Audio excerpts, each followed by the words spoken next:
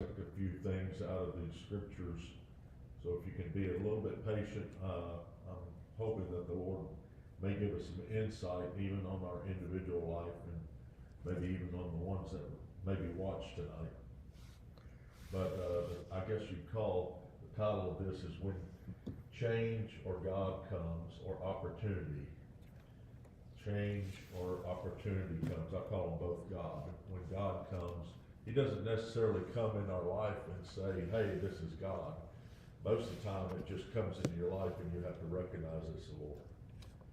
Same as they did with Jesus. When Jesus came around, He didn't tell everybody his name was Jesus and He was the Son of God. You had to actually recognize Him when He came.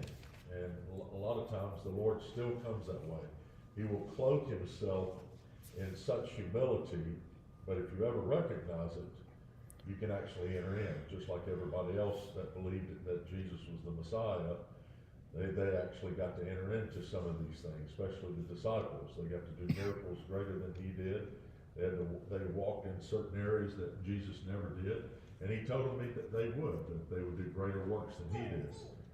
But one thing I can tell you, when opportunities come or change come, it's not always God saying, this is me. Most of the time the change or the opportunity is God saying it's me, but you have to recognize it as God. Most of the time God is not going to say, hey, I want you to go over here, and then you say, well, is this the Lord? You know, when God speaks to me and He tells me to do something, I just do it. A lot of people say, well, what if you fail? Well, what if I succeed?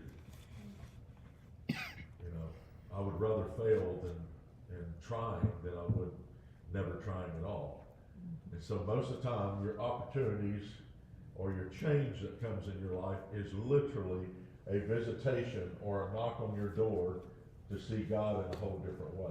Does that make sense? Yes. Just remember, God always comes, most of the time, in humility. Say that with me. Humility. Humility. That means you're going to have to really look hard to recognize Him. He did the same thing when He came to His disciples after He was resurrected. He came in different forms, and He never told them that it was Him. They had to recognize that that person or that opportunity that just walked into their life was the Lord. In order for them to recognize that it was the Lord, they had to be close to Him beforehand in order to recognize Him. Because you don't just listen to someone's voice as they talk, you listen to their spirit, right? So the way they got used to who Jesus truly was by walking with Him. They understood the fruit of who He was, His nature. And so when He appeared in these different ways, they were able to recognize Him and actually be a part of what He's doing. And that's kind of what's coming with our life. And a lot of times it's happened in our life many times, and we kind of slept it off as it not being the Lord. And I'm going to start off in Judges 6. Judges 6. This is a great, I've been studying this the last couple of days because the Lord's been putting Gideon on my mind in a big way. And there's a lot of revelation that's out of this chapter, 2 chapters, matter of fact, but hopefully we won't have to dissect them all. Let's start in verse 1. It says, Then the children of Israel did evil in the sight of the Lord. So the Lord delivered them into the hand of Midian for 7 years. Midian there, one of the definitions of Midian is judgment, strife, and disorder. Judgment, strife, and disorder. I don't know if you've ever had this, but strife is a major sign that we're not listening to the Lord. Strife can eat. I don't know if you've ever had strife. I'm sure everybody's perfect in here. But when I'm really away from the Lord, or I'm not really listening to the Lord, I'll find myself entering into more strife than I could ever find myself. Especially driving, everyday life, dealing with people. You know, you have an edge about you because you're really not following the Lord too closely. And a lot of times that allows strife to enter into your life, which brings about judgment. So you can imagine they've done evil in His sight. Basically, they've built these idols of Baals for their own life so that they can see something that they're worshiping. So they would much rather have the natural than the spiritual. Israel kind of turned their backs on the Lord, and they stopped listening to the voice of God. And we're going to see that as we read here.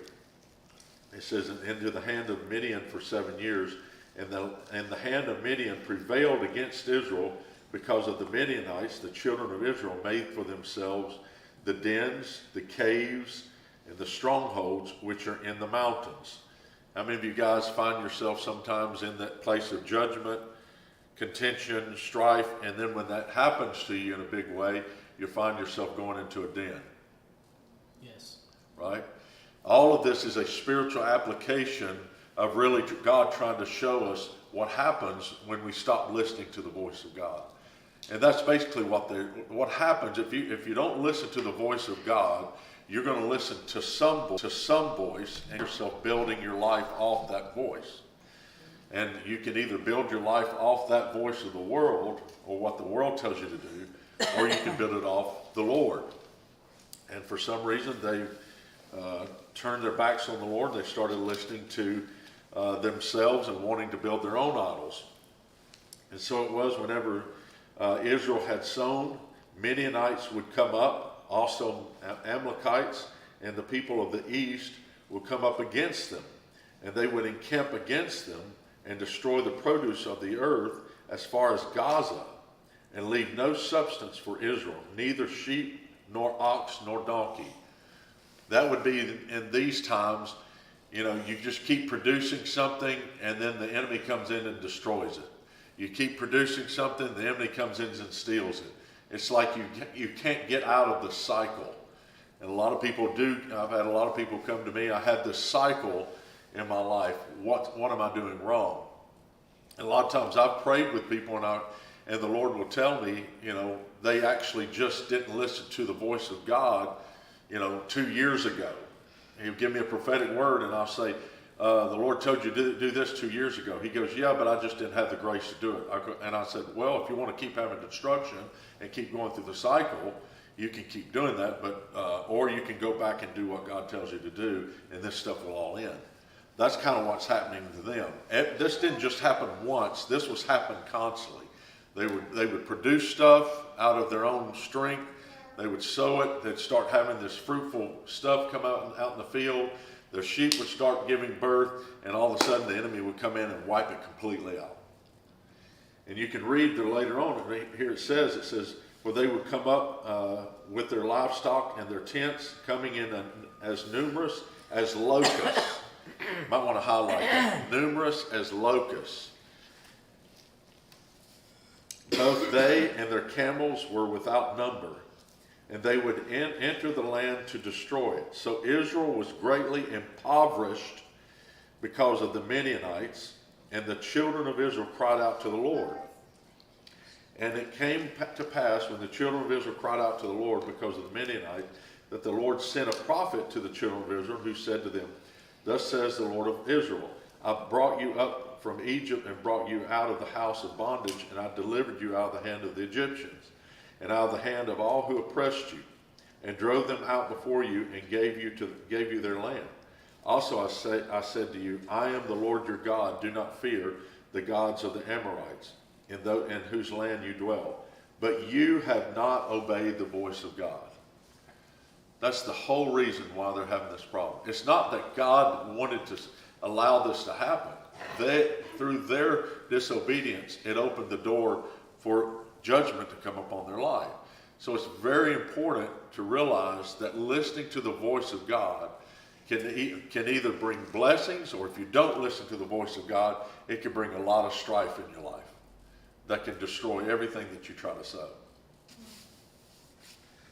And it says, now the angel of the Lord came and sat under a terebinth tree, which was in Ophrah. I like to say Oprah, but Ophrah, which belonged to Joash the Abizarite, while his son Gideon threshed wheat in a winepress in order to hide it from the Midianites. Now, like I said, this didn't happen just overnight. This was a cycle of things that were happening because of Israel choosing to do their own thing. So you can imagine Gideon being born, and then he was raised up into this. So he's used to having a past of things being gone, being impoverished. He doesn't necessarily know why, because he's grown up in this type of atmosphere. And if you grow up in that type of atmosphere, I know I've met Satanists that actually grew up in Satanism. They didn't know any better. They just thought that's the way, you live, that's the way you believe. They didn't have any kind of repercussions or get mad at me because I believed in something else. They just believed it because they grew up in it. So you can imagine, Gideon grows up in this history and this past of the enemy constantly coming in and destroying things. So he's learned how to actually take care of his own stuff by trying to hide it. Or how can I say it in these days? If you've ever been betrayed in business, or if you've ever been betrayed at all, a lot of times you don't want to open up everything of who you are to someone because they've destroyed you before. Men have destroyed you before. They've betrayed your heart. Or it could be, you started a business and it didn't work out because so-and-so betrayed you. And now you have this cycle or this way that you actually do your life. And that's hold on to things very tightly. We all have a past. Say past. Past. So Gideon is raised up in this past thinking because his dad has had to live that way. And it's true the way that they've been living, but it could have changed if they just would have turned to listen to the voice of God. And then he could have taught his son a whole different way of walking with God. Well, the cool thing about God is about to come to Gideon, and he sees Gideon as a guy that's going to change everything. But Gideon doesn't know this about himself because he grew up in a place of insecurity. How many of you guys grow up in a place of insecurities?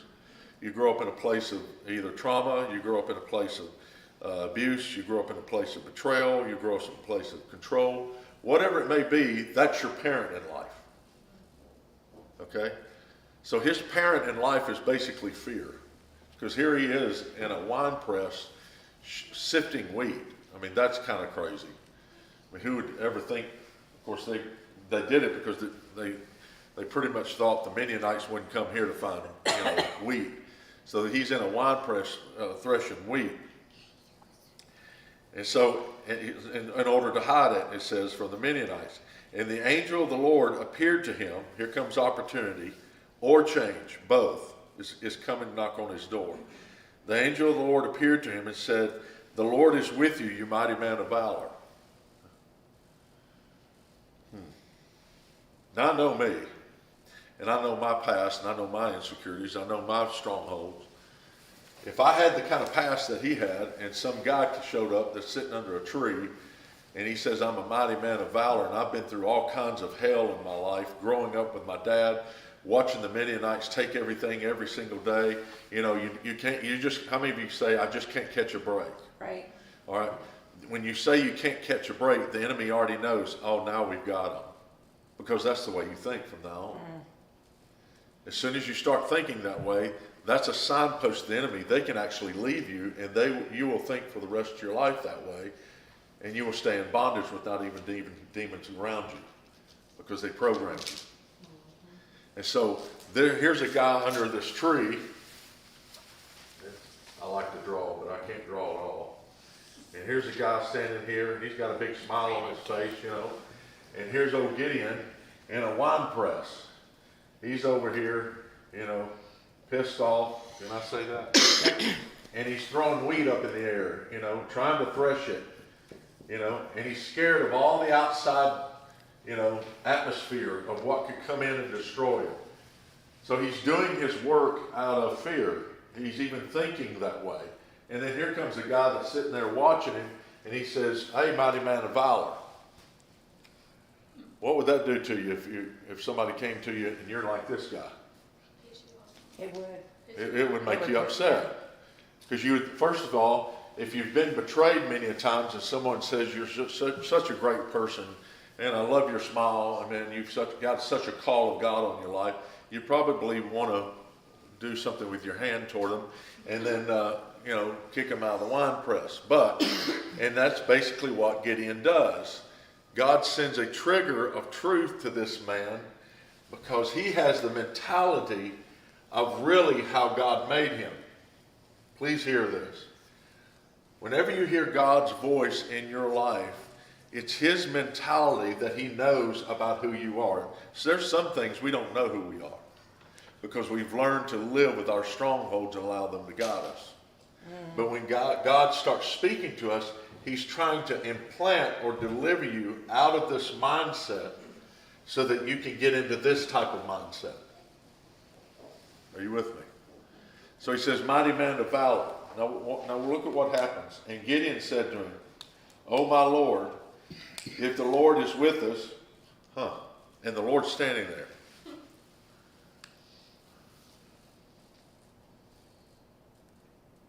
Y'all see it? You can't see opportunity if you live in this realm. The angel of the Lord is standing here.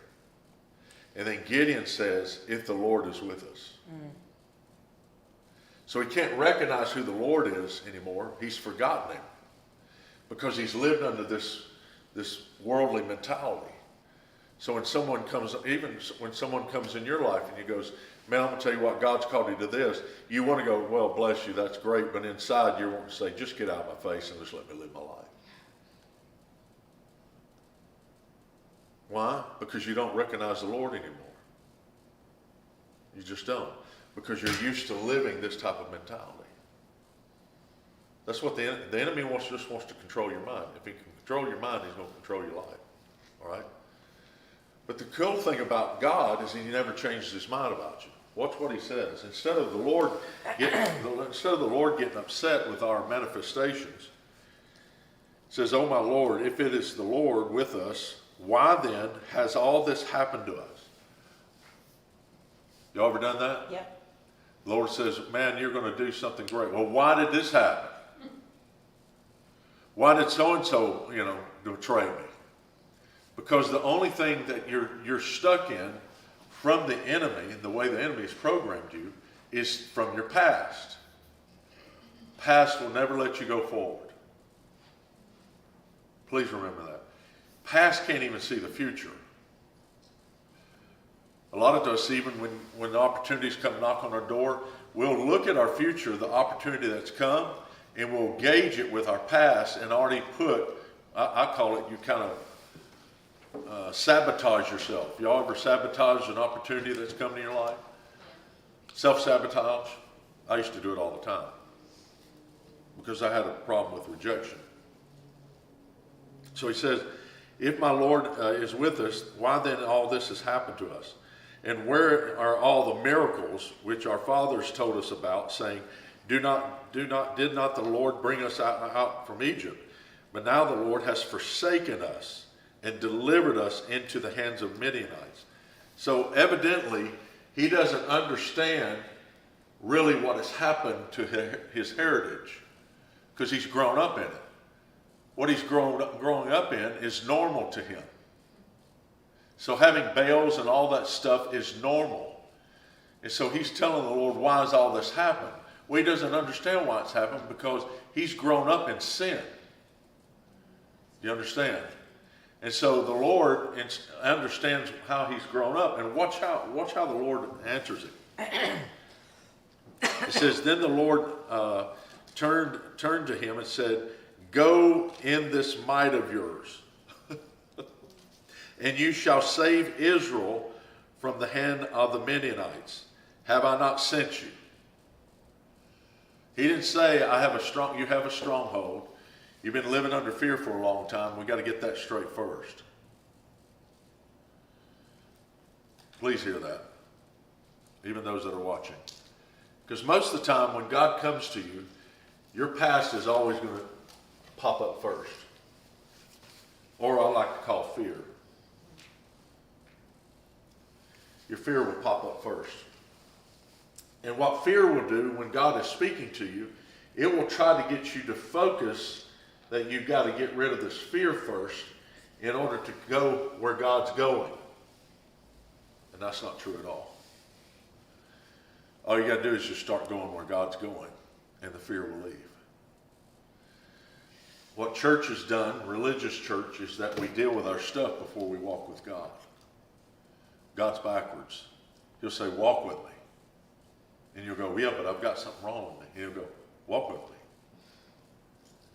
I'm going to make you fishers of men. Yeah, but Lord, I've got a temper problem. Okay, walk with me. What would that do to your brain? Who's really judging you? We are. Fear's judging you. We've been governed by fear. Even when we think it's wise to get rid of it, we're still in more bondage, because if we're thinking we got to get rid of it, we're thinking we've got to do it. Do you understand? And there's no way you can get rid of fear on your own. The only way you can get rid of fear is just walking with the Lord. Love casts out what? All fear, right? Okay, here we go. He says, go in this might of yours, and you shall save Israel from the land of the Midianites. Have I not sent you? And he said to him, oh my Lord, how can I save Israel? Now he starts thinking little. That's your next phase.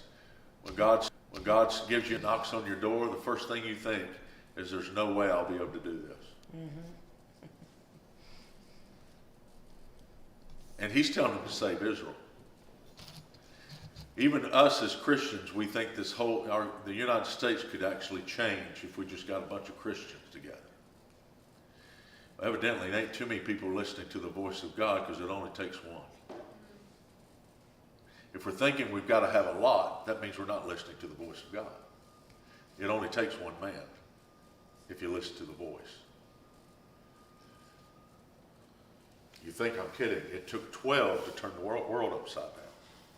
12, and they turned the world upside down. Only because they chose to believe in Jesus. They believed in God. And they did it in a happy mode. Okay, never mind. I'll teach this at Tulsa. I can't wait. And it says, he said, have I not sent you? And he said to him, oh my Lord, how can I save Israel? So say he's thinking small. Say that with me. He's thinking small. First opportunity that knocks on your door that's bigger than you, or you think it's bigger than you. It's not. It's not. It's actually fitting you. Big opportunities that knock on your door is actually God trying to show you how much authority you have. It's not to tell you something you're going to do and that's impossible. God will never let you do something that's impossible.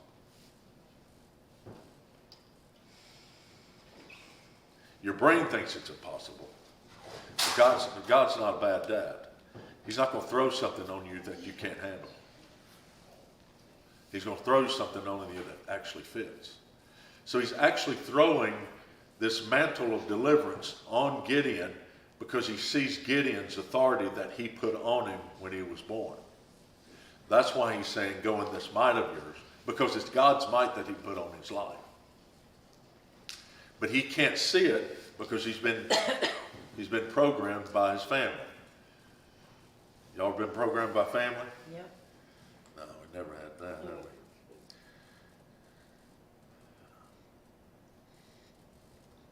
How can I save Israel? Indeed, my clan is the weakest in Manasseh. There's a lot in there I could share. And I am the least in my father's house. How many of you guys been the black sheep in your house? Okay. See, this will be the next one, the fear. If fear can't make you feel like it's too big, then fear will turn the whole thing and he'll say, well, look how bad you are in your family. But God don't care how bad you are in your family. He just wants you to go and do it. The rest will work out if you just do it. He doesn't care if you're the black sheep. He didn't even care if you really are the black sheep, and you really did create that. Whether you created it or you did not, God doesn't care. He's going to send you where he created you. All right? But this is overwhelming to somebody that's never heard this type of mentality in his life. Same way with me. When I had this I've had several opportunities like this. I remember when I got called to be a professional athlete, the opportunity came, and the first thing I thought was, why me? I mean, everybody else is good. Everybody else can do it. They have, aptitudes better than I do. They're small. I mean, they're smart, and I'm a country boy. Why would a country boy, be smart enough to be a professional athlete? That's the first thing I think about. You're not smart enough. You're not strong enough to be able to withstand all these wonderful, smart people that are out there. That's fear talking to me. It's an illusion. Actually, in that world and that area that I was about to be called into actually needed me to change that world back to trying to be smart and look really good. Does that make sense? It's really just a false humility. Oh, it's totally false. We think we're being humble. Right. In all actuality, we're actually closer into the identity of pride Oh, totally. than we actually think. We think we're cowering away from, not cowering, but we're stepping away from pride. In all actuality, we're walking right through the door. Absolutely. We just put our feet on the welcome mat. Absolutely. So let's keep reading. My clan's the weakest in Manasseh, and I'm the least in my father's house. And the Lord said to him, surely I will be with you. You might want to highlight that. Gideon hadn't changed. And God is saying he's going to be with him. Please hear that. Gideon's saying, I don't care. I'm going to be with you. Well, I'm the least. I've dug my pit. I don't care. I'm going to be with you. Let's go. See, most people don't believe that because the condemnation from their past try to hold them in the pit. And so they feel like they're more qualified or they're supposed to stay in the pit of their life instead of walk with the Lord. But if you're in a pit, you're qualified to get out and walk with God. Most people that are put in pits by the enemy are the ones that are called by God. Because the enemy tries to go way ahead of God to try to capture those so that they can never be called into what God's called them to do. So it will lead them down to the pit and get them into so much condemnation that when God comes along, maybe condemnation will keep them in. And that's what's happening. That's what he's warring with right now. He said, I will be with you, and you shall defeat the Midianites as one man. God, can you imagine, God? Then he said to him, if now I have found favor in your sight, then show me a sign that it is you who talk with me. And he says, do not depart from here, I pray, until I come to you and bring out my offering and set it before you. So now, this is like all of us, we're starting to halfway believe that it could be the Lord. Y'all ever done that? Mm-hmm. Anybody here? Yes. Y'all sleep? Nope. You kind of halfway believe it. You know why? Because God's not changed his mind about you. He's still asking you to do the same thing. He's not asking you to go get deliverance. He's not asking you to go get prayer. He's just asking you to go do what he tells you to do. That's it. And so Gideon starts shaking in his boots because he's starting to think, well, maybe this is the Lord. Well, why would he think that? Because once God starts speaking to you, even though you're manifesting all this fear, it's still cleansing you while you're actually manifesting the fear. So Gideon doesn't realize that the more God was speaking to him about who he was and what he was going to do, it was actually cleansing him of his strongholds. It wasn't him coming to God and say, oh, God, deliver me of this fear. It was God just talking to him about God's purpose in his life, which was slowly delivering him. Now he's just halfway believing that this could be God. So he goes, hey, if it's really you, hold on just a second, I got to go get something. So that's showing you that the word of God that's coming out of God's mouth, himself standing there, is actually working. See, a lot of times you think you've got to believe instantly when God speaks to you. But God, a lot of times God talks to you just so you can get cleansed. Okay? And watch this. He takes off. He's basically saying, if it's you, hold on just a minute, I gotta go get something. Do not depart from here, I pray, until I come to you and bring out my offering and set it before you. Look at what God says. And he said, I'll wait until you come back. What do you think that made him feel? Huh? Pretty important. Have you ever had anybody say that to you when you're acting like an idiot? They're still saying purpose to you, and then they go, well, I've got to have a sign or something. And they'll say, well, I'll just wait here until it happens. I'll walk with you until it happens. That would break your heart. It would actually cause something to open up your heart to start trusting not only God, but maybe even the person that's creating the opportunity for you. So that was a huge one. He didn't say that just for nothing, because Gideon God knew that he needed this kind of friendship. He knew that Gideon needed some backing, because he hadn't had it in his life. So he says, I'll wait here till you come back. And boy, what a statement that is. Don't tell how many times I ran from the Lord, and the Lord was still standing there, waiting for me to come back. And so Gideon went in and prepared a young goat and unleavened bread from an ephah of flour. The meat he put in a basket, and he put the broth in a pot, and he brought them out to him under the terebinth tree, presented them. And the angel of God said to him, take the meat and the unleavened bread and lay them on this rock and pour out the broth. And he did so. Then the angel of the Lord put out the end of his staff that was in his hand and touched the meat and the unleavened bread, and fire rose out of the rock and consumed the meat and unleavened bread. And the angel of the Lord departed out of his sight. And Gideon pooped in his pants, basically. Now Gideon perceived that he was the angel of the Lord.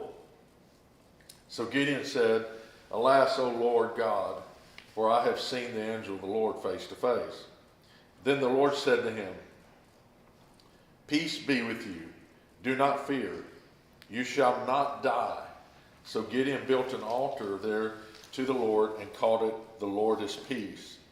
To this day, it is still in Ophrah of the Abiezrites. So, after he encounters the Lord, and this rock consumes, the bread, the broth, and the meat, all of this is gone. And all the fire comes out from the rock and consumes the sacrifice, right? Sounds like the cross, doesn't it? Mm-hmm. Rock being Jesus, okay? So after this all happens, he realizes that it's the Lord. So now he comes to himself.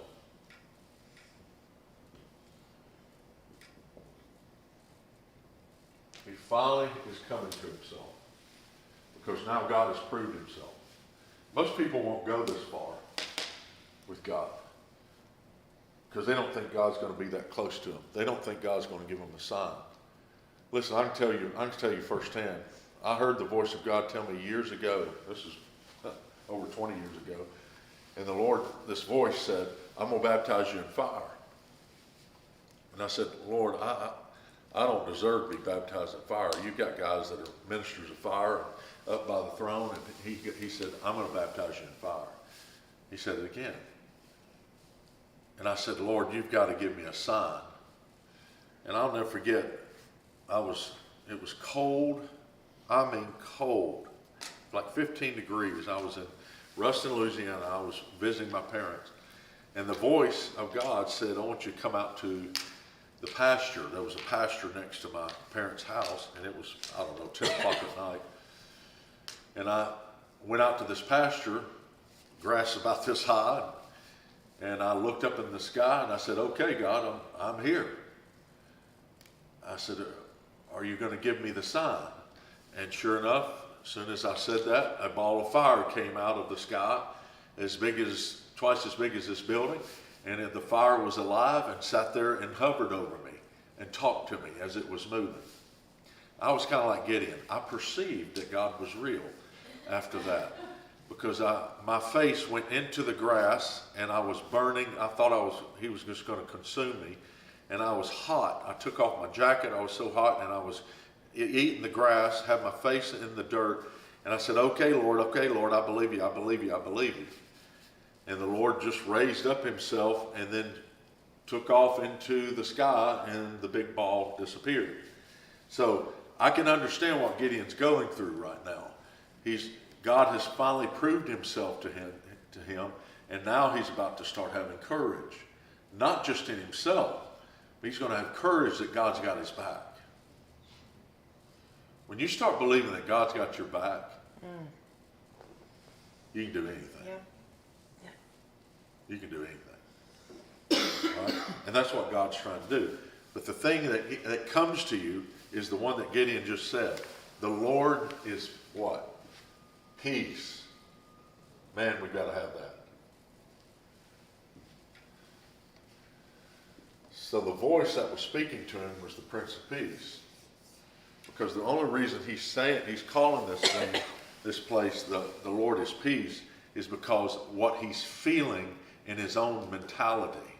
He's finally at rest with himself and at rest with God. So he calls this place the Lord of Peace.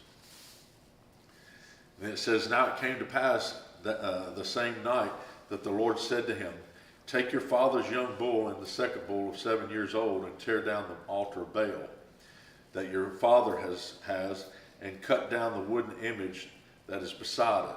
So now, the God is now telling him what to do. His opportunity is now tear down all the strongholds. Now, prophetically, during this time, you can take that and you can say that once you start hearing the voice of God, please hear this. Once you start hearing the voice of God, it doesn't matter how old you are, your family who has a lot of strongholds, who have idols, who have all these problems in their life, by you obeying what God tells you to do, God starts bringing those down in your family life. It's not by you calling them up and making them change. Or telling them, hey man, we got to get right with Jesus. No, the very thing that really delivers them is you just obeying what God tells you to do, and then God starts tearing down all the idols in your family life. No, but Gideon doesn't realize he's also tearing down these idols in himself, because he's starting to listen to the Lord. Baal used to be his God. And now he's listening to a living God. He's no longer listening to the world. He's listening to God. And now all the idols are coming down. If you listen to God, every idol will come down. And if God's saying, man, you've got this problem, you've got that problem, I guarantee you, you've got a religious spirit talking to you. Because God doesn't bring condemnation. He brings freedom. You with me? Yeah. We see that even with the woman caught in the act of adultery. Right. Instead of saying, hey, like, What were you thinking? you're What were you not wearing anything, you're in the middle of here, he just said, well, who's judging you right now? Right. I'm not. That's right. If God, here's the thing. God doesn't send words to you to cause you to self-focus. If he did, it'd be the serpent. That's what the serpent did to Adam and Eve. When God speaks, he makes you look ahead, or he makes you look at him. He starts revealing himself to us in our consciousness, which delivers us from ourselves. And then there's peace that comes inside of us. Okay? So he starts destroying this. It says, and building, it says that your father has, and cut down the wooden image that is beside it, and build an altar to the Lord your God on top of this rock in the proper arrangement, and take the second bull and offer a burnt sacrifice with the wood of the image which you shall cut down. And so Gideon took 10 men from among his servants and did as the Lord had said to him, because he feared his father's household and the men of the city too much to do it during the day. He did it by night. God don't care how you do it, just do it. Please hear that. You may not do it like everybody else says you're supposed to do it when the opportunity comes, but if you just do it, God will take care of the rest.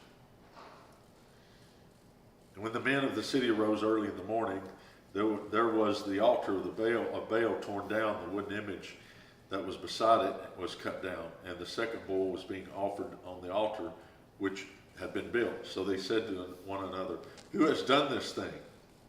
And when they had inquired and asked that, they said, "Gideon, the son of Joash, has done this thing." Then the men of the city said to Joash, "Bring out your son, that he may die, because he has torn down the altar of Baal." Now, the expectation of people are starting to come out, because he's starting to actually do what God's called him to do. He doesn't realize, but he's starting to be the image of God to Israel again. And that's what happens to a lot of us. Our second temptation to go back into the hole is when you start, how could I say, being successful with God. You start being noticed. Well, when you start being noticed, the expectation of people, or clamor, accusations, things of that nature, will start entering your life to try to get you back down to where you think you should be. Are you with me? Yep. When you start being a target, that means you're growing. Say that with me. When you start being a target, that means you're growing. When you start being a target to a lot of people, even the people around you, that means you're actually growing in the Lord, which is really cool. But Joash said to all who stood against him, "Would you plead for Baal? Would you save him? Let the one who would plead for him to put to death by morning. If he is a god, let him plead for himself, because his altar has been torn down." See, now his dad is getting deliverance. His own dad is getting deliverance. Therefore, on that day he called him Jerubbaal, saying, "Let Baal plead against him, because he has torn down the altar of Baal." Then the Midianites, let's turn down to go to 33. Then all the Midianites, the Amalekites, and the people of the east gathered together, and they crossed over and encamped in the valley of Jezreel. But the Spirit of the Lord came upon Gideon, and he blew a trumpet, and the Abiezrites gathered behind him, and he sent messengers throughout Manasseh, who also gathered behind him. He also sent messengers to Asher, Zebulun, and Naphtali, and they came up to meet him. Watch this. Verse 36. So Gideon said to God, "If you will save Israel by my hand, as you have said, look, I shall put a fleece of wool on the threshing floor. If there is dew on the fleece only, and it is dry on all the ground, then I shall know that you will save Israel by my hand, as you have before." Here's the next stage. You're successful in one thing, but you still got some carnality in your mind. You're still going to question God when it comes to doing another. It's okay. Say that for me. It's okay. So God knows Gideon, and he knows us, because Gideon is a representation of us as well. Gideon has done this great successful thing. God has actually got his back. He's not dying. His own dad has gotten deliverance, and his dad was basically his intercessor, kind of like the father is for us. And he pleaded with the family. Nobody killed him. Now he really thinks God's on his side. But now he's about to do something else. There's a greater thing that has now happened, because now the enemy has come around and encamped around him. So the same thing comes up. He's basically saying, "God, if this is really you, I need you to really talk to me. I need your help." Now I'm gonna throw down a beach towel here. And in the morning when I wake up, the beach towel's gonna be wet and the whole ground's gonna be dry.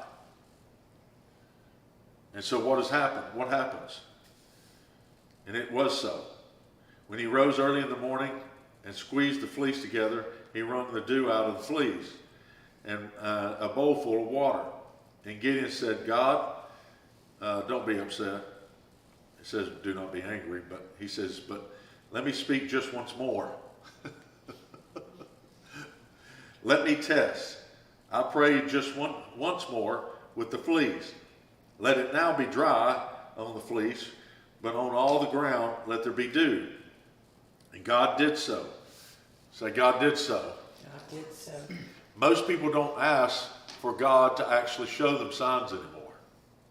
Personal signs. I'm not talking about, stupid stuff, like let a star go by my car. I'm talking about real stuff they need. Lord, could you just give me a sign? Give me something personal between me and you. Nobody else has seen this, just him and the Lord.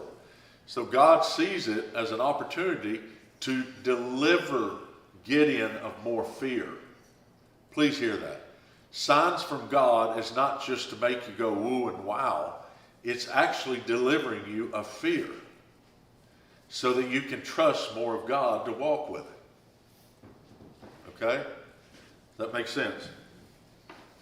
So God did so that night, and it was dry on the fleece only, but there was dew on all the ground.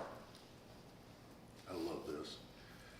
So then Jerubbaal and all the people who were with him rose early and encamped beside the well of Herod, so that the camp of Midianites was on the north side of them by the hill of Moreh in the valley. And the Lord said to Gideon, the people who are with you are too many. Too many to give the Midianites into their hands, lest Israel claim for itself against me, saying, my own hand has saved me. Please underline that one. Most of the time, if we're thinking we're needing more, that means we're in the mentality of man. To God, you just need him. If you think you need more to get the job done, God won't do it. Because if you do more, if you have more to actually create that opportunity, it's not God that gets the glory, it's man that gets the glory. I know this is not being critical, but I've seen in my time of walking in what we would call ministry, I've had people say, man, God supplied, for us to build this so-and-so. And I know just as well, God didn't supply. They manipulated and got all the money to get the thing built and say it was the Lord. And everybody knows it ain't the Lord. It was man that did it. Are you with me? So that's basically what God's saying. He said, no, don't do a GoFundMe. Just trust me, and then we'll get it done. And if we get it done with just me, then everybody will know it's God. Okay, never mind. So he said, he's got all these people that have, surround him, and God's saying, hey, you're too big, because if you win this fight, man's going to get the glory, and nobody's going to be able to see me, and they'll stay in bondage. So here's what he does. Now therefore proclaim in the hearing of the people, saying, whoever's fearful and afraid, let him turn and depart at once from the Mount of Gilead. And 22,000 of people returned, and 10,000 remained. How would that make you feel? You've got an encampment. Let's say we're in this church, and we've got we've got about 12 people, including the kids. All right. We got our 12 right here, and we look outside, and there's an army that's so spread out, it crosses the Red River and all the way down to downtown, and you can't even see the horizon when it ends. That's what they were looking at. And so he's got basically 30,000 people. And he says, hey, whoever's scared, y'all can go home. And 20,000 walk away. What would that make you feel like? I should have left. You would have left. Big loser. So Gideon is being tested to really believe in what God is saying. When opportunity comes, a lot of times when opportunity comes, please hear this, business people.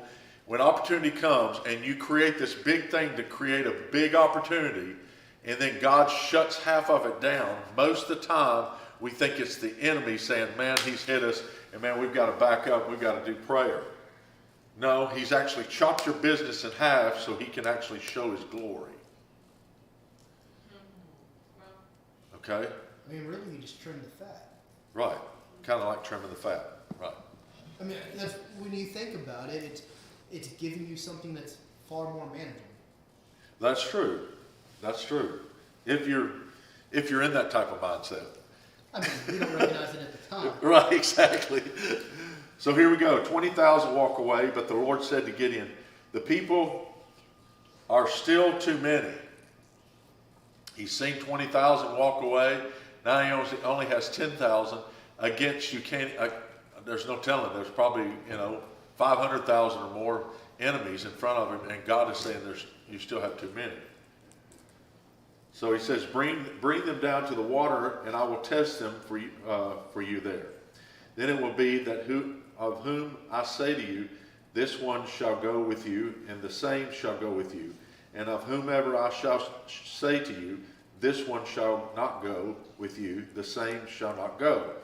So he brought the people down to the water, and the Lord said to Gideon, everyone who laps from the water with his tongue as a dog laps, you shall set apart by himself.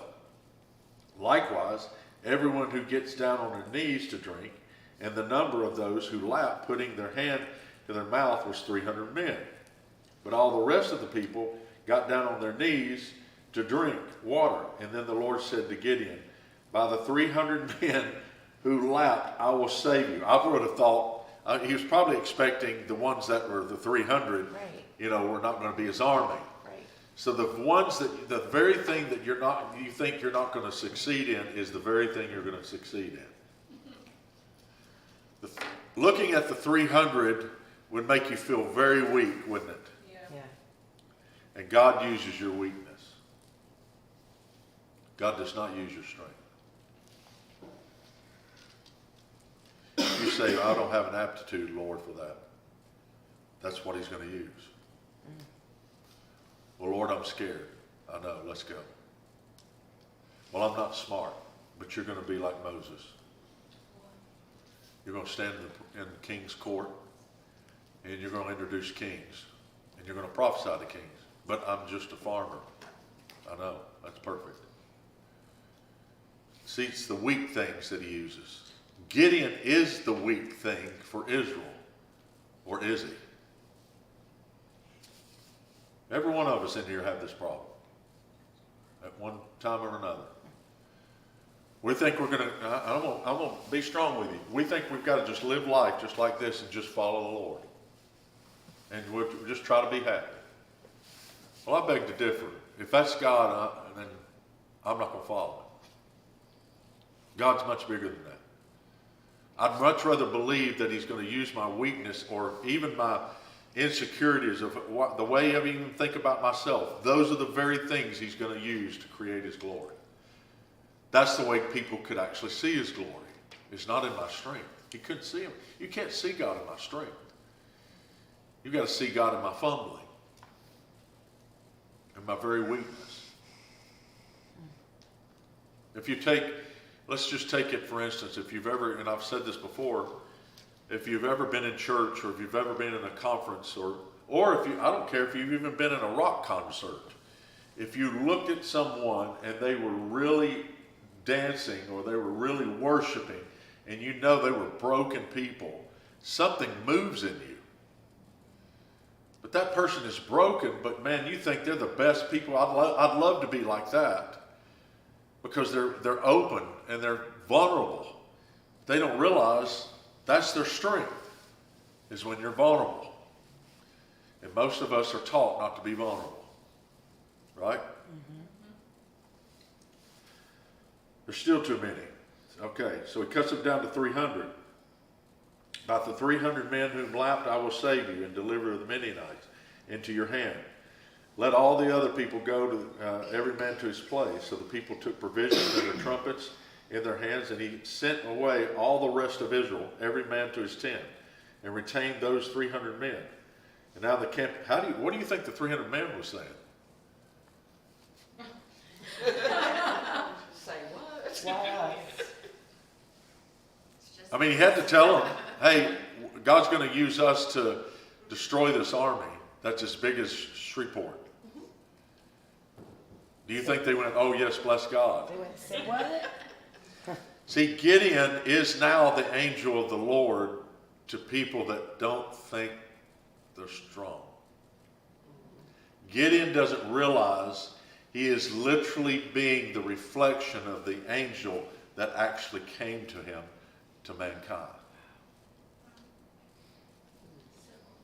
Okay? He doesn't realize what he's doing. He's like the angel of the Lord. And so all the men are manifesting, but now he's got a trail or a track or a resume how God treated him.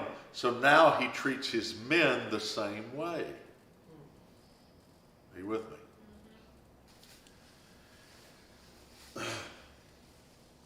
So the people took provision, trumpets in their hand. He sent away the rest. And now the camp of Midian was below them in the valley. And it happened on the same night that the Lord said to him, "Arise, go down against the camp, for I have delivered it into your hand." Now watch this. How gracious is the Lord. He says that first. And then he says, "But if you're afraid to go down to the camp with Purah, your servant." Do you think the Lord knows he's afraid? The Lord's watching him. He's looking. He's got 300 people, and he's trying his best to believe, but he's looking at this opportunity like, man, this is huge. I hope he shows up. And so God goes, hey, if you're afraid, hey, take somebody down there with you. Y'all sneak in there next to this tent, and I'll prove that I'm with you. It says, and you shall hear what they say, and afterward your hands shall be strengthened to go down against the camp. How'd you like for the Lord to give you revelation of how the enemy really thinks? We think Satan thinks offensively. I won't teach on that. He thinks defensively because he has no power. Okay? Then he went down with Purah, his servant, to the outpost of the armed men who were in the camp. Now the Midianites and the Amalekites and all the people of the east were lying in the valley, numerous as locusts, and their camels were without number, as the sand by the seashore in multitude. And when Gideon had come, there was a man telling a dream to his companion. And he said, I've had a dream. To my surprise, a loaf of barley bread tumbled into the camp of Midian, and it came to a tent and struck it so that it fell and over to the tent collapsed. Then his companion answered and said, this is nothing else but the sword of Gideon, the son of Joash, a man of Israel. Into his hand God has delivered Midian and the whole camp. Now, if you look at this, if you're on the outside, and I'm almost done.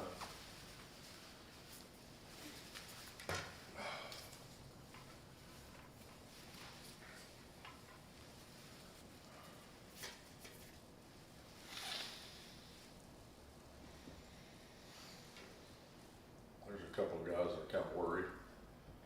There's another guy worried. You don't know really what's going on. You don't either.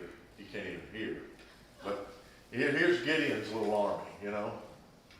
They're trying to trust this guy named Gideon. The only one that's smiling halfway is this guy.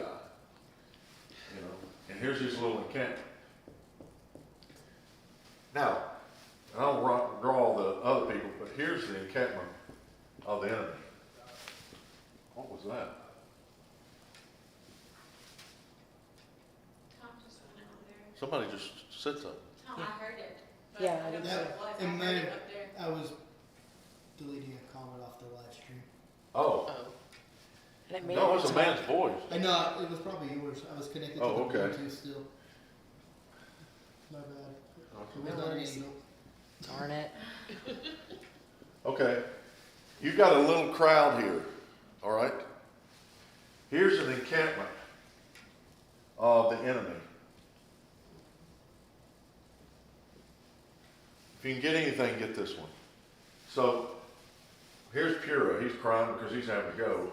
He said, hey, can you go down here and we got to sneak up on this tent. So here they come. But they're all, before they come into this tent, and can you imagine looking down over the hill and seeing this encampment? No way.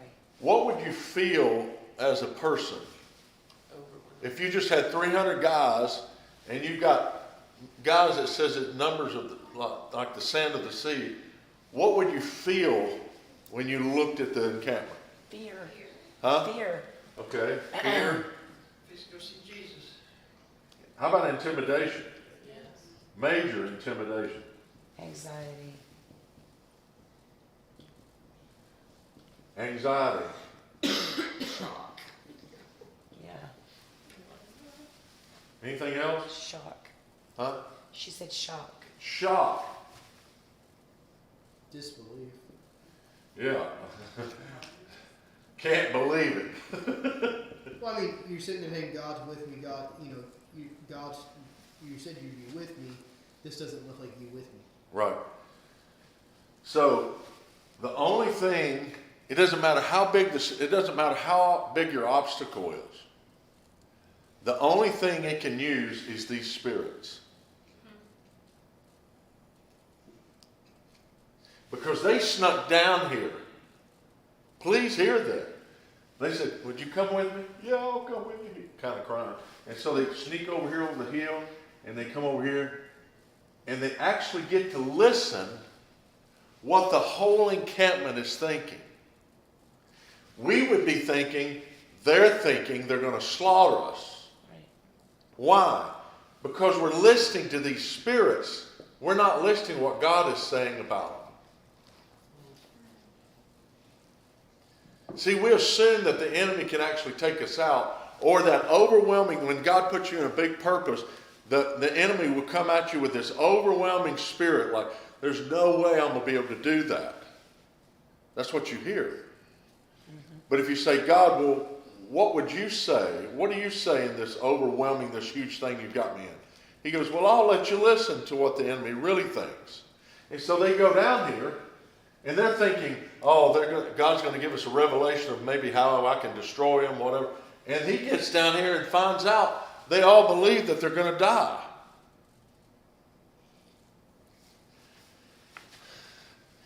The enemy already thinks that they're going to die, but if you take the bait of all of this stuff that they throw at you, that's when they start feeling confident that they can overtake you.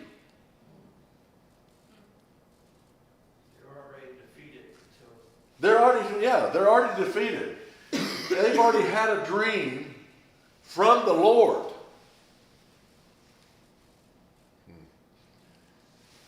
I don't even want to get into that. But the Lord's already told them, there's no way, guys. I'm coming. The loaf of bread is God. I'm the bread, So the loaf of bread is coming. So all we have to do is just believe in what the voice says. And ignore this, no matter how big the obstacle is. Well, Brad, I really feel it. I really feel it, man. When I come up next to it and I start thinking I got to do this thing,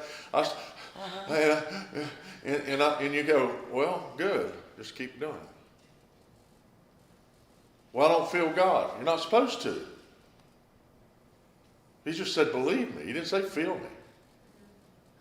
So he's basically having to believe in what God is saying, not feel it. But God sees him shaking in his boots, and so God goes, well, I'm going to show you what the enemy really thinks. And he gets down there, and he's like, my gosh, why are we fearing these guys? Why am I fearing this thing when it already knows that I'm going to take it? I'm going to actually be successful. Are you with me? Yes. Most stuff that tells you you're not going to be successful is only intimidation and fear. You're already successful if you just believe in God. You might walk over some obstacles, but that's part of it. So did Gideon. So they're saying a loaf of bread coming. He's coming to the tent. And they're saying, well, it's only it's got to be Gideon. And so he finds out that the Lord's already defeated him. There's a man telling the dream, verse 13, and he says, to my surprise, a barley loaf come in the tent and the tent collapsed. Then his companion said, this is nothing else but the sword of Gideon, the son of Joash, a man of Israel. Into his hand God has delivered Midian and the whole camp. And so it was when Gideon heard the telling of the dream. What do you think he did? What does it say? And its interpretation, he did what? In other words, he was standing outside the tent, and he hears the thing, and he starts going.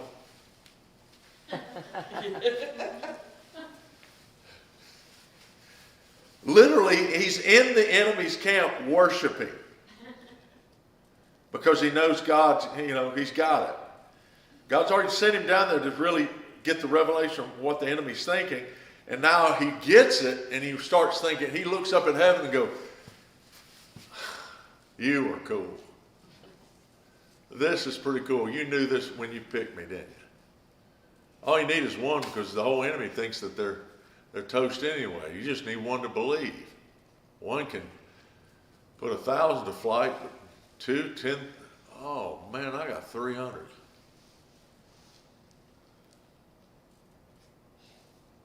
Do you see what I'm saying? He's starting to understand God by even getting a revelation of how the enemy thinks about it. The enemy's intimidated by Gideon, the whole army.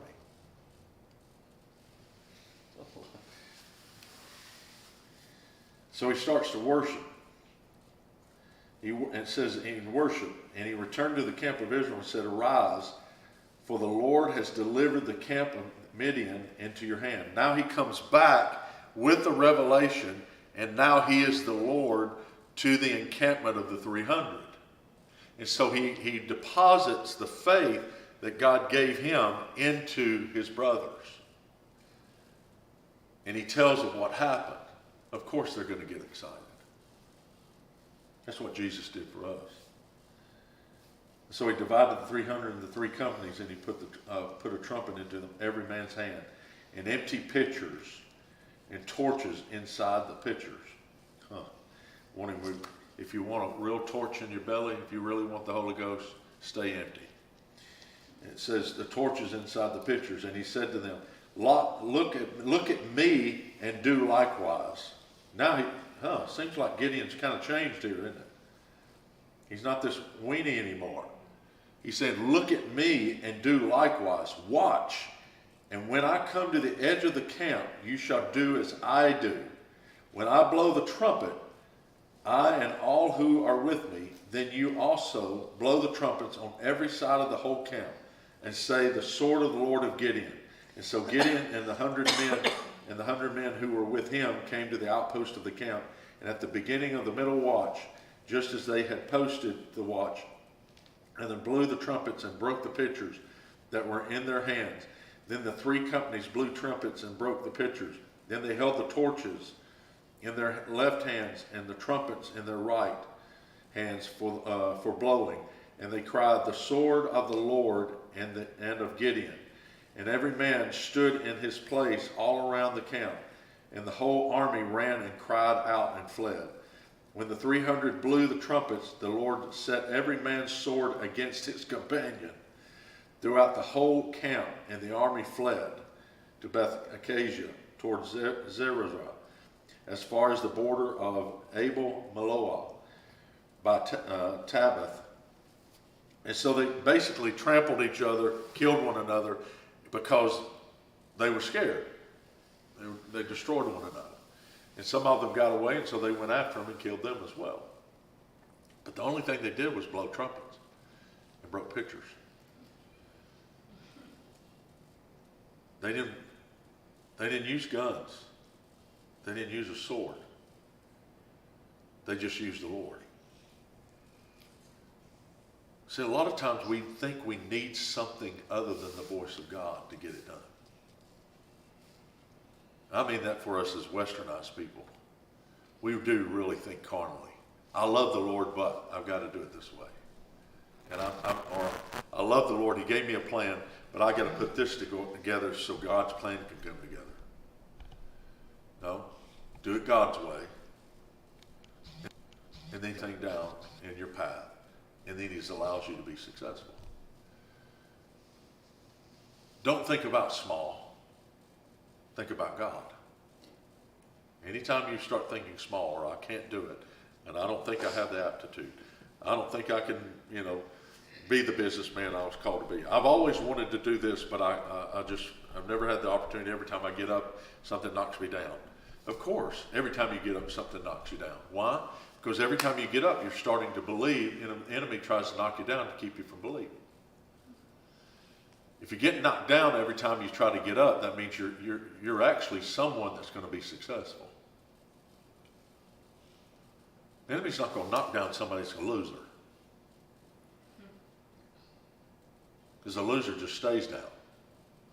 Those that get up and keep walking, those that keep trying, those are your successors. This makes sense? Mm-hmm. This happened to Jesus every single day of his life. He was constantly berated and barraged with questions. One time they said, "Oh, isn't he Joseph's boy?" In other words, he's just an old poor guy from the hood. They didn't say that for nothing. They were literally trying to make him feel intimidated that he didn't have the education to do what he was doing. The Messiah did not go to school.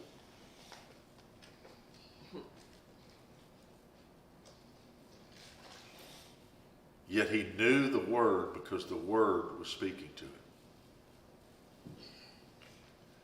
Well, I need to study the Bible. Well, that's good, but if you're studying the Bible, try to be smart. Don't study it at all. Because the word, if you've got the word in you, he can speak to you anytime you want to. Well, we need the Bible. We do need the Bible. But the Bible's here written actually to introduce you to the voice so that you can walk with the voice for the rest of your life. This Bible is not our God. God is our God. This Bible is written by the Holy Spirit to introduce us to an experience with God so that we can walk with him, just like Gideon did. And then when you walk with him, you'll look at this Bible and you'll go, "Oh my gosh, I'm doing exactly what they used to do in the Bible." It'll create more faith in us to do the things God calls us to do. This makes sense? Mm-hmm. Jesus did the impossible, and that was to die for us. Not many people do that on purpose. He did on purpose. A lot of people would die for you, but they're being shot at, or they're not running out there going, "Oh, I'd like you killed." It took courage for him to believe in the Lord, the voice, same voice that spoke to Gideon, to believe in that voice, to go to the cross, to create an army of the Lord. That's unbelievable. Same with Abraham. Yeah, Abraham did too. Yeah. I mean, you got all kinds of folks that listen to this voice that were a type of Jesus. And this Bible is not here to give us, a good feeling or to give us a religion. It's actually wake us up to who we are in Christ Jesus, so that we can be the people of God that we're called to be. God picks the weakest people. There's a lot of people that are great speakers even out there, but not really good leaders. Some of your greatest leaders are the ones you never hear about. And you think is very weak. They probably can't hardly speak hardly at all a lick, but they can lead thousands to the Lord or lead them on a purpose. God's not looking for somebody that's sharp. He's just looking for somebody that will listen and obey him. That's it. Kind of reminds me of this. I remember hearing stories that Larry would share about Bill, but before Bill was Bill. Right. And how Bill, you couldn't get him to formulate a sentence sometimes. Oh, yeah. And he might be one of the most quoted people today, in our circle of people. But at that point, before that, when he was just taking over the church, in Weaverville or something, he didn't want to talk. He didn't want any of it. Oh, yeah.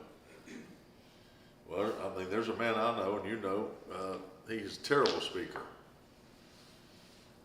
But he's led thousands to the prophetic and schools everywhere all over the world.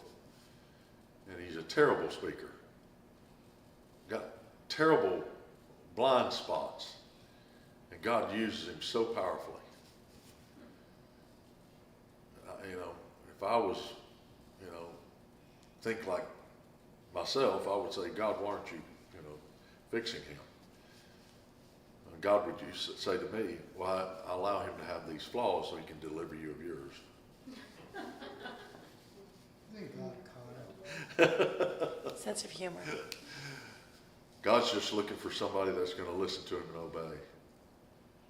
That's all. This whole Bible's about it. And you'll leave a trail of God's glory wherever you go. You might be successful just like Gideon. But I guarantee you after this war was over, Gideon didn't feel like he was the one that did it.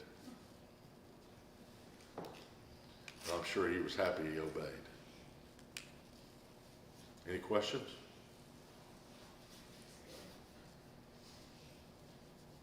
I encourage you to read this thing again. I know we read a lot of scripture. It's out of Judges, of course, and believe it or not, isn't it crazy that God called Gideon to be a judge for Israel? That would be like God, you know, come to your room tonight, and he'd say, in the next 3 years, I want you to be mayor. You know, what would you do? You'd be like, that's ridiculous.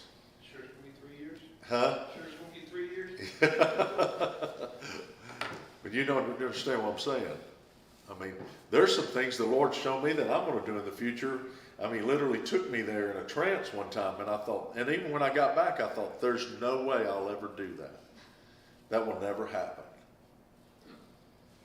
And he said it would, and he told me, he said, it won't happen if you continue to sabotage yourself. You've got to believe me. So we've just got to believe the voice. No matter how small you are, doesn't matter if you've come from a ragtag bunch of family, God calls those that are weak. Make sense? Reminds me, like years ago,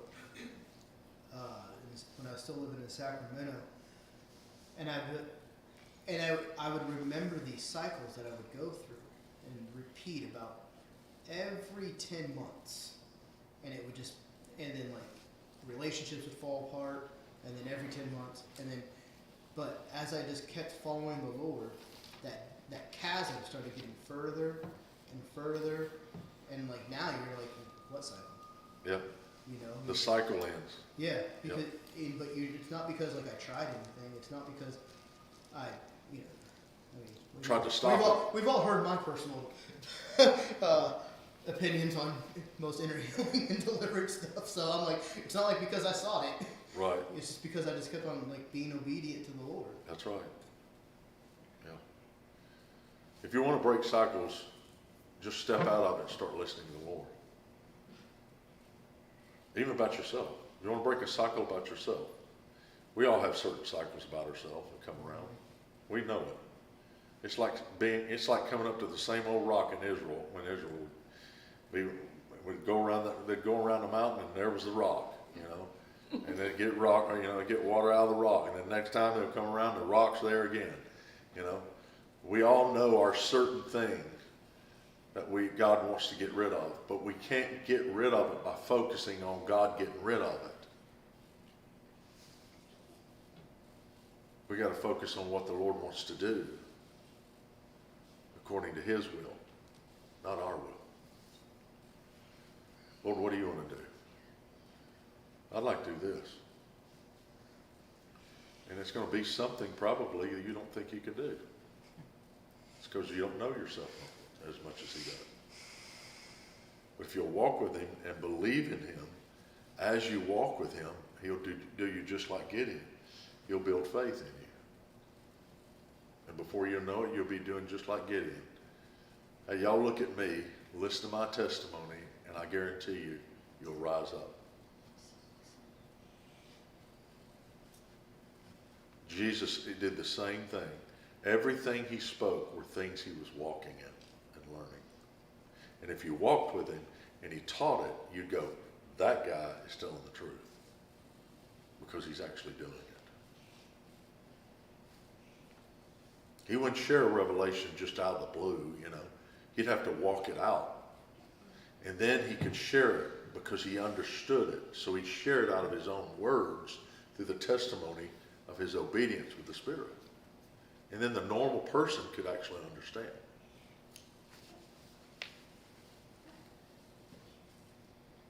The people that really had a problem hearing God were the intellectuals. The ones that thought they knew God, the ones that thought they were Christians, the ones that thought that they were spiritual, those are the ones that actually had a problem. Your normal person from the hood could hear the Lord.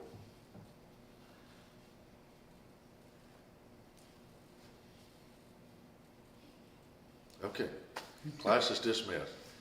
Enjoyed it. Grace, grace.